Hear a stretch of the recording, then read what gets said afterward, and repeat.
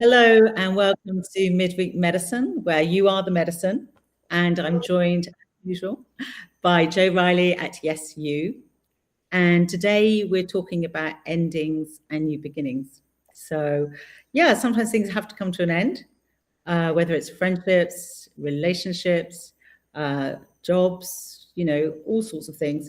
And they come to an end so we can start again. And during that time, it can be really challenging. And so that's what we want to talk about today, about how we can manage this change, because globally, there's a lot of change going on, energetically, all over the world. There's a lot going on. So we want to share, and remind ourselves that when we go through experiences and obstacles, that in the past, we've come through them.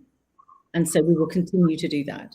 So it's about finding ways that we can slow down, take stock, things that we can put in place to calm our nervous system and get through them, and knowing and trusting in ourselves that we will get through them.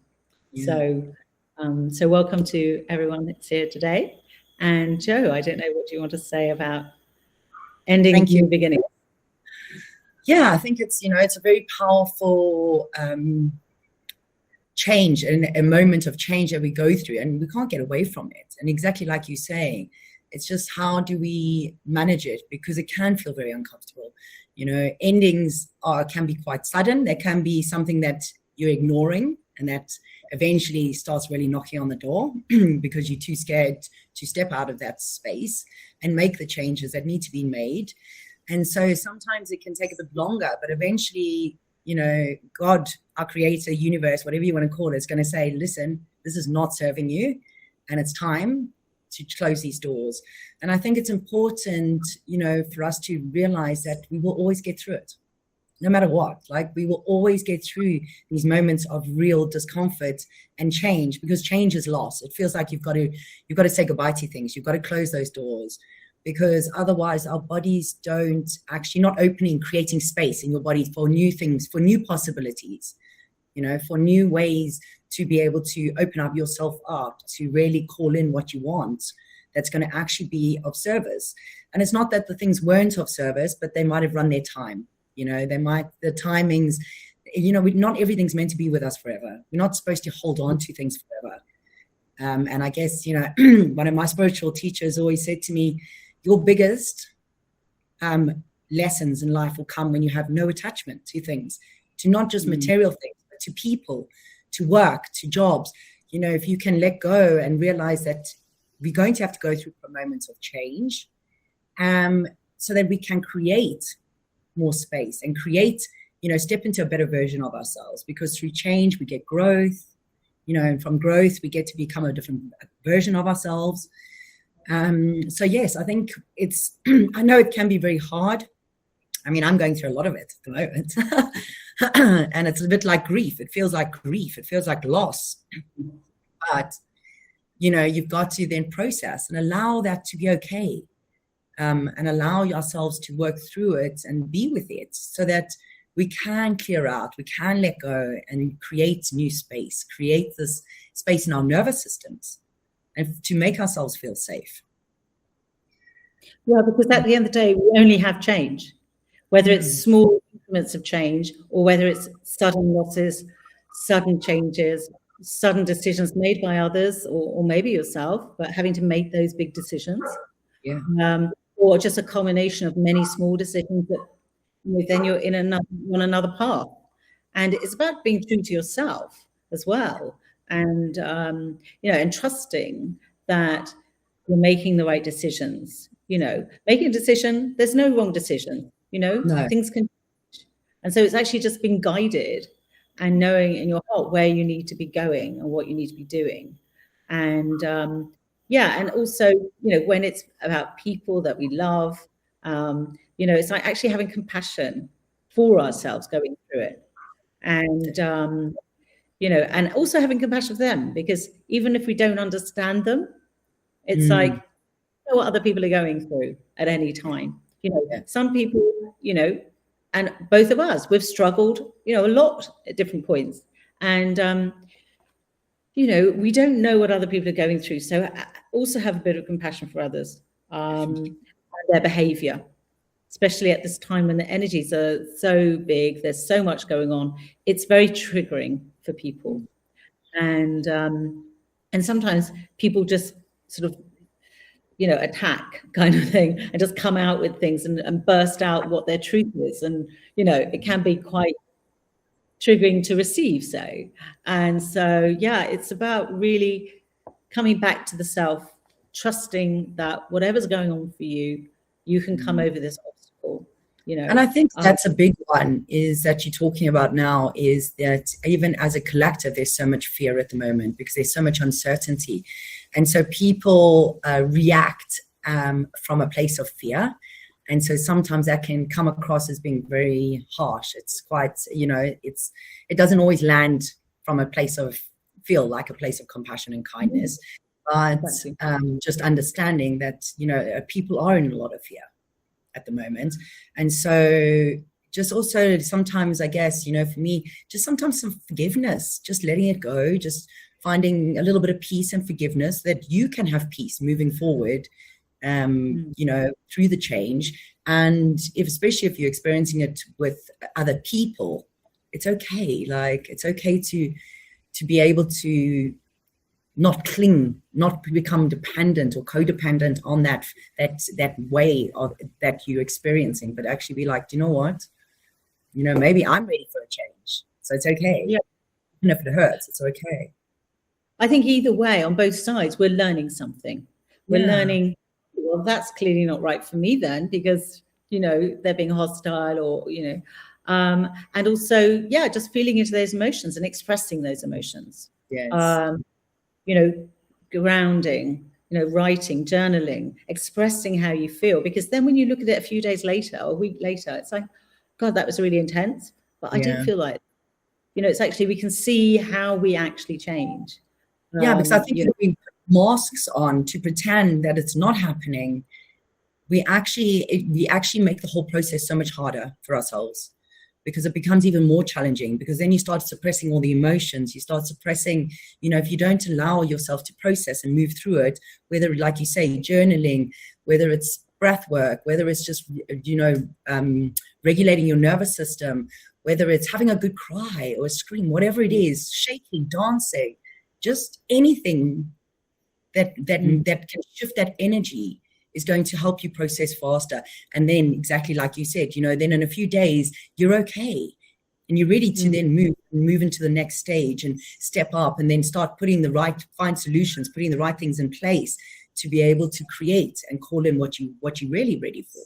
But I think, if we try and put masks on and pretend everything's fine, and actually when it's not, it just, the process becomes so much more agonizing. Yeah. And what I think is a good practice is, like, you can actually, observing yourself and your reactions. And actually, then when we do certain, tools or practices, then actually we can spiral ourselves back up quicker than we can actually imagine, because we think, well, that's happened now. Yeah. Well, that was meant to happen. I feel sad about that. It didn't work out how I wanted it to. And, we can feel things deeply, and we can feel like disappointed, upset, angry, or whatever, sadness.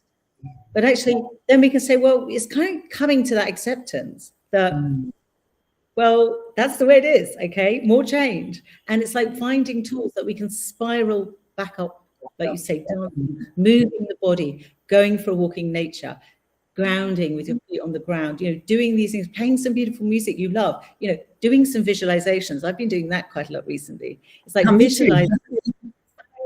visualizing how you want your life to be. I think it's really powerful, because you're connecting to your feelings, and you're creating, you're consciously creating this, this new amazing future for yourself.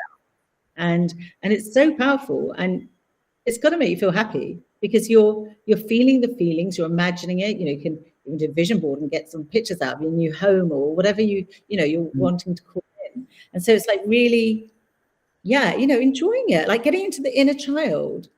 I know somebody said to me today about something about, getting more connected to their inner child and being playful. then all that stress and anxiety and wanting to try and force outcomes, it can be relieved because we can't do it anyway. Yeah. And interesting being, childlike, just playfulness, even when things feel, I do, as part of my daily spiritual practice is to find joy every day. Doesn't matter if it's 5 minutes, if it's 10 minutes, if it's an hour, if it's the whole day, that's amazing. but just like try and, when we're going through change and there's so much change happening as a collective, just to, instead of getting so stuck in what is going on and all the fear and the whole collapsing and whatever's happening, but actually just by finding a little bit of joy, it does. It literally instantly shifts your vibration, and it takes you, your frequency changes, and all of a sudden you can laugh and smile, and things don't feel so hard and heavy, and so then you actually, then I think then you create clarity. Then you have moments of clarity, these pockets of clarity where you can actually be like, oh, okay, I see why this is happening. And it's not giving yourself a break. Okay, there's a problem there. That's difficult. I don't like that. So how can I move out of that? It's still there, but how can I separate myself from that for a bit and see how I feel? And actually to go back to it from a different energy is going to help you find solutions and move through it, process it easier. So you're 100% right. Like, just park it, come back to it. But just take a moment to change your energy, to shift your frequency so that you can come back to it from a different space within yourself. Yeah, so it's just really I always write down a list of things that I love to do and just try and do more of them. Because if you're doing that regularly, you know how you find joy. Even writing, scribbling, drawing, doodling, playing some music, it's really, or doing something you haven't done before that you would like to do. And you think, oh, I love to go and do that. It doesn't have to be, it can just be going on a different walking path or having a cup of tea in a cafe you've never been to before. It doesn't have to be anything big, but it's just having little things to look forward to and just knowing what really makes you happy. What can just raise vibration and just keep on practicing that, because then you're going to stay, in a better state anyway when things happen. It's sometimes I just have to laugh at things, because this is just getting ridiculous, and it's just I just try not to take it personally and just allow it. It's not always, admittedly, but. And even though things can be reflected to you directly, it doesn't necessarily, you have to take it personally, because it's, it could be just what's going on in that other person, for instance, and they can say things that really hurt you, but it's not actually you. So try and not take things so personally. Try and just be able to walk away and reflect and observe and be just have a little bit of passion and compassion and kindness for yourself as well for them, and be like, you know what, you can't change it. So just make the necessary arrangements to be able to to regulate yourself so that you don't spiral. Yeah. Things that we can do to care for ourselves, because I think most of the population don't really love themselves very much, because we haven't been trained in a way. So doing things, small things, and even just give yourself a break and just sit down and relax. Take some breaths, have a cup of tea, cow, and just taking some time out and actually just separate, like you say, park it. I do love that. And introducing to that concept, I was just park it. It's I can't change that. Yeah. But like you say, when people suddenly say stuff to you, which is kind of confusing, it's often what I often do with that. I try to observe it from like it's not me. I say, oh, that's interesting. And then actually I send it back and think, maybe they feel actually like that. So they're projecting onto me or to you or to us. Yes. Actually nothing to do with us. But we have this automatic thing. It's ouch, that hurt. It hurt my heart. Why do you say that? And then but it's because it's not true, but it's them expressing themselves, which is about them. So you can have a little giggle really. And I sometimes, you know, in the past when things have happened, I just like send it straight back to them with the love. Yeah. It's like, not about me. It's not, I'm not taking that on. Yeah, it's easier said than done sometimes, but absolutely. Well, I think it's just because our conditioning, you know, it was always about putting other people. We're so conditioned to putting other people first. We're so conditioned, like you're saying, not many people love themselves. They like themselves. They probably find pockets of love within themselves, but to actually fully embrace everything about themselves, you know, from the inside out, and most people don't. And so they're always people pleasing, you know, they're always putting other people first before themselves. They always feel like they owe other people more than them. They always want validation. They always want somebody to tell them the things that are missing, you know. But when you love yourself, you don't need validation. You don't need somebody to tell you anything, because if you know who you are and you really trust that and love that part of you, it doesn't matter what other people think. And I think it's very interesting, because it does take practice, because it's like undoing, you know, you got to rewire a whole new conditioning that we're so used to. And that's why I think people struggle with it, because it's a deep rooted, you know, conditioning that we have as humans. And so we struggle then to put ourselves first. Exactly. And to look after ourselves and put our needs first. You know, we struggle because it's always about other people, but actually you can be of service in such a better way if you actually put yourself first, because then you show up differently, you know, for the people in your life. Yeah, because otherwise you're just spreading more chaos and, you know, saying things inappropriate. You know, it's actually, it's stepping back, isn't it? Stepping back and seeing yourself, you know, from a higher perspective. And, you know, I always remind me, you know, we're just having a temporary human experience, you know? Exactly. Like a way, you know, it's just a temporary human experience. So, you know, just try and make the most of it, and not take things so seriously, because tomorrow is always a day. And if we're feeling really tired, I know a lot of people feeling exhausted at the moment, it's like that's when things kind of get chaotic. So it's actually listening to yourself. Actually, I need to rest. Actually, I need to go. Even if you need an afternoon nap or something, you know, it's like, actually, I need to rest. I need to take some time out for myself, and then, you know, like you said, get more clarity.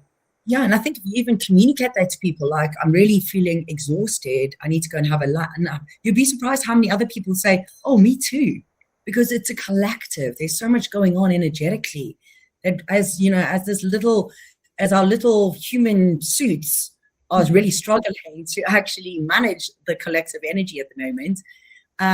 Our bodies do, because our nervous systems are being, like, it's a lot, you know, pushing and pulling going on energetically. And so, yes, a lot of people are feeling really exhausted at the moment and fatigued. And so listen to your body instead of trying to, again, pushing through and trying to pretend it doesn't exist. And, you know, rather listen and be like, gosh, I'm exhausted. I don't know why I'm exhausted. Even if you've done nothing, your body's just trying to recalibrate.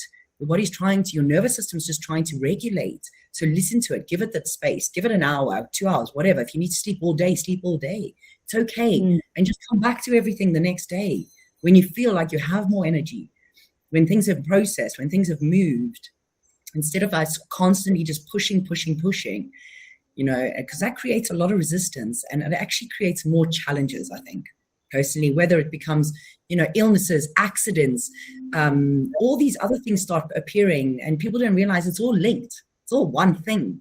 You know, it's just you're not listening. So then you pushing, then you have an accident, then you push, or you get sick. And it's just because you're not actually taking the time to just listen to what's going on. Exactly. And like you say, like a breathwork session, you know, listening to some music, you know, doing a bit of meditation, just sitting in nature, going for a walk, just giving yourself time out and say, right, I'm going to put that all to one side and just give myself an hour. But we get into this, I just need to finish that, and I just need to finish that. You know, it's sort of on a constant sort of roller coaster of life, and just then carrying more and more problems around this like wheel, until so it's really about slowing down. And, actually, talking about the roller coaster of life that you just mentioned, and just made me remember the same spiritual mentor that I had many years ago when I was very young. I met him in Bali, actually. he said to me, he's like, Joe, the easiest way I can explain life is like that people can actually comprehend is our lives are like hard drives. So you can pack stuff on, save stuff, say, not let go. And eventually you pack it so much. And it's the same with a hard drive in a computer. What happens when your hard drive's full? It says your hard drive's full. What do you have to do? You've got to delete shit. You've got to start deleting stuff you don't need to create space on the hard drive. And he said, that is exactly like life. It's like we have a life hard drive. He's like, you can add so much to it, but eventually it's going to get to a point where you've got to stop, and you've got to then start deleting and letting go and find acceptance and peace with the things and be able to. And he said, because then once you start deleting and clearing your hard drive, you create space to then start up leveling and going on to, and then you start creating space where you can start creating what you really want. You can't put anything more on. Once it's full, it's full.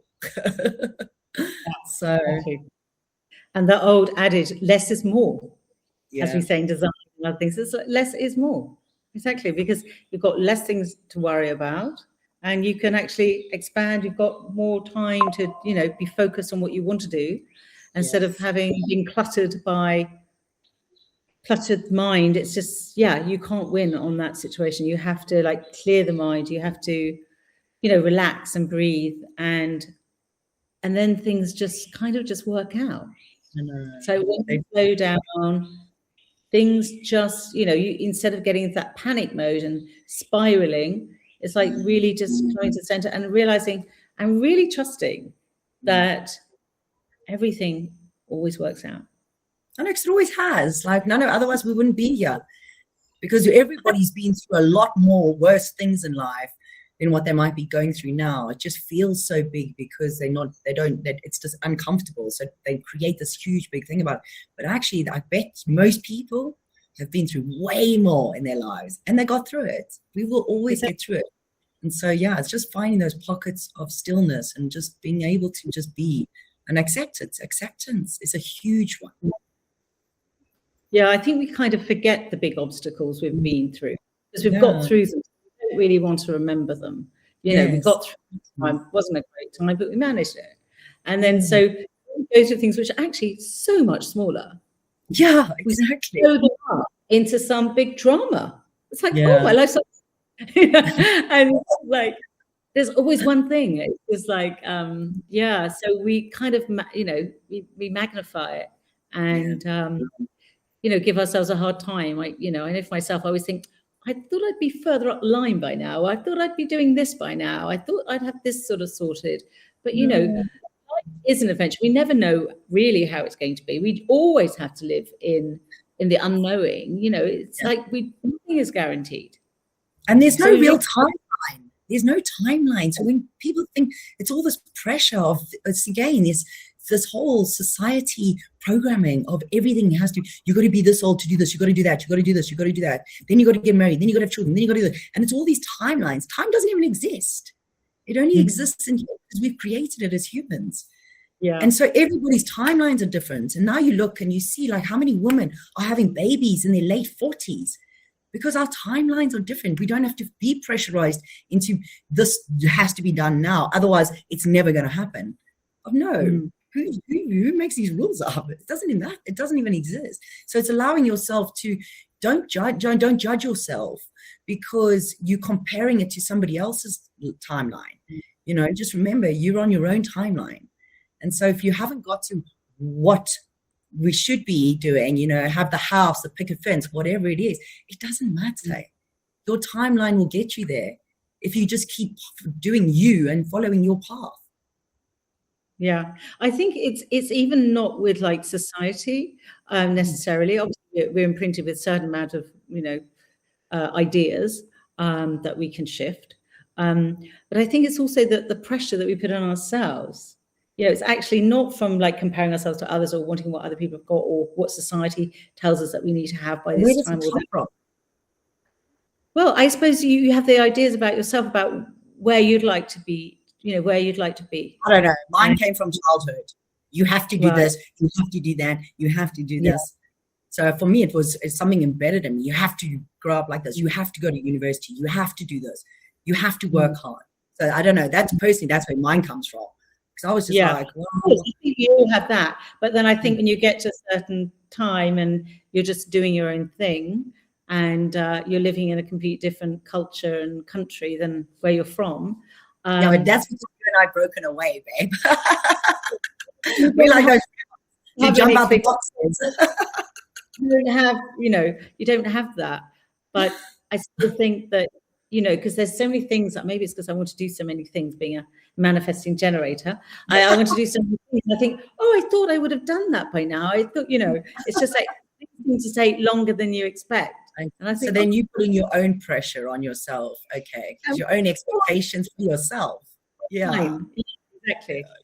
And so so I see it's like, take that pressure off.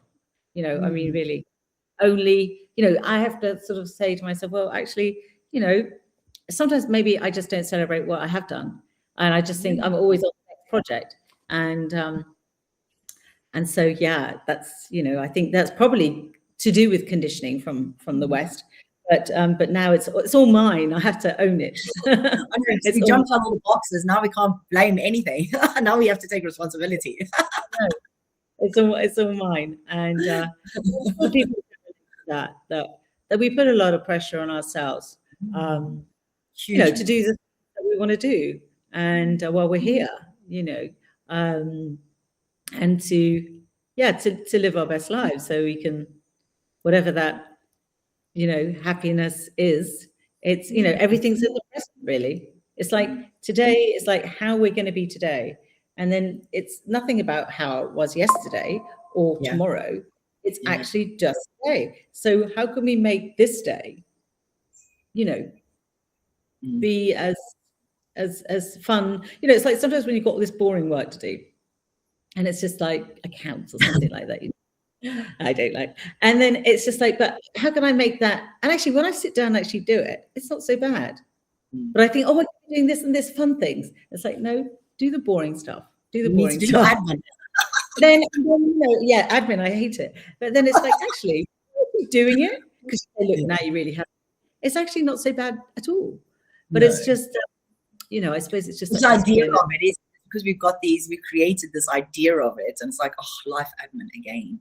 Really don't enjoy this, and so you'll be try and put it off, and eventually you can't. You have to, and then when you do it, you're like, why did I make this such a big deal? Like, I could have just done this and then had so much fun instead of trying to distract myself and pretend and constantly look for distractions and not do it. Yeah, exactly. And then you feel so great afterwards. You go, oh my God, I did that. Celebrate. Yeah, I know. I must learn on that one. I'm trying to sort of do it monthly, But is there anything else that you want to share about, how we can support ourselves, and, what you offer to people that, that could help them during these times of transition? Yeah, well, I'm actually in the process of obviously creating an ebook around nervous system reset, which will then obviously be linked to a nervous system reset, which is a meditation for sleep and to calm the nervous system down, as well as in the morning a breath work to activate, so you have clarity and focus to start your day right. So I'm in the process of creating all that, which will obviously be on offer to everybody. So great. And we're going to start our container at some time soon. Yes. Where that's going to be, and to give more support and connection, really, as we go through these next couple of months, which I think are going to continue to be challenging. But we know is finding tools that we can use to support ourselves and to come through it the best we can, joyfully. Just like you said, support as a if we all supporting each other and we're all resonate and we all realize that everyone's going through the same thing energetically, but actually that we're all safe and held and protected, that we're going to move through this. It makes it a lot easier, I think, when you've got your little group, your tribe, and you've got people to talk to and to express what's going on, so that you can be held and heard, to help whatever processes you're going through. Absolutely, yes, definitely. Definitely. I mean, connection really is key, because when you're alone, you know, it's very easy to spiral down when you don't feel you've got connection, and then the connection with yourself starts separating. So, like having connection, speaking up, and finding out that other people are in the same boat, you know, that they're feeling the same way, and that we can support each other through that change. So, yeah. So I think that's it for today. But thanks for listening and on the replay. And yeah, get in touch with us, and yeah, that would be great. So thank you, see Linda, because we have got Linda is with us. So thank you, Linda, for being with us today. And yeah, just to everyone who watches the replay, have a beautiful day and enjoy. Take what you need from it, and let go of the rest. Great. Thank you, Alice. See you soon. Thank you, my darling. Bye.